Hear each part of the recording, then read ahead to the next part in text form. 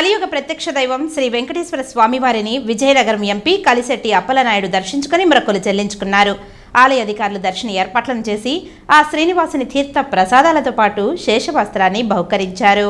తిరుమల శ్రీ వెంకటేశ్వర స్వామివారిని విజయనగరం ఎంపీ కలిశెట్టి అప్పలనాయుడు కుటుంబ సభ్యులతో కలిసి దర్శించుకున్నారు. వీరికి ఆలయ అధికారులు రంగనాయకుల మండపంలో తీర్థ ప్రసాదాలను అందజేసి వేదాశీర్వచనం అందజేశారు. ఆలయం వెలుపల మీడియాతో మాట్లాడుతూ పేదల ఆకలి తీర్చేందుకు సీఎం చంద్రబాబు అన్నా క్యాంటీన్లు ప్రారంభించారని అన్నారు.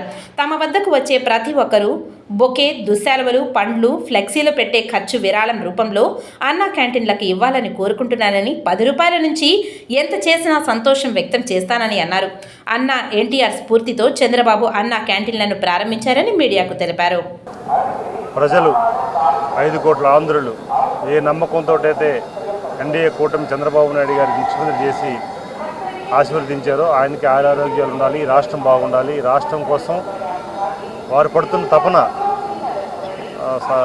విజయవంతం అవ్వాలని సోమవారం కోరుకున్నాను. అలాగే ఈరోజు మన రాష్ట్రం ఆంధ్రప్రదేశ్ అంటే అన్నపూర్ణ అంటే ఆంధ్రప్రదేశ్. ఏ సంకల్పించుకున్నారు చంద్రబాబు నాయుడు గారు అన్నా క్యాంటీన్ ప్రారంభించేసి పేదవాడికి అన్నం పెట్టాలని సంకల్పించుకున్నారు.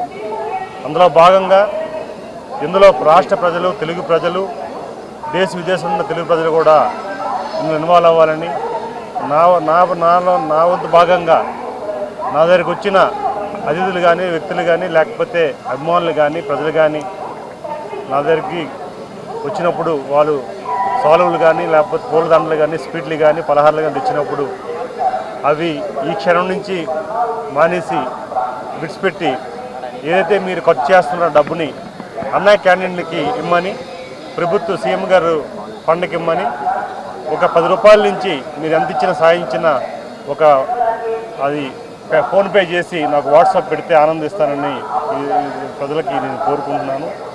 ఈరోజు అతిథితో దేవోభవ, తెలుగు ప్రజలందరం కూడా ఎప్పుడు కూడా మనం అతిథుల్ని గౌరవించడం, అతిథి చేయడం, పేదవాడికి అన్నం పెట్టడం అనేది మంచి కార్యక్రమం.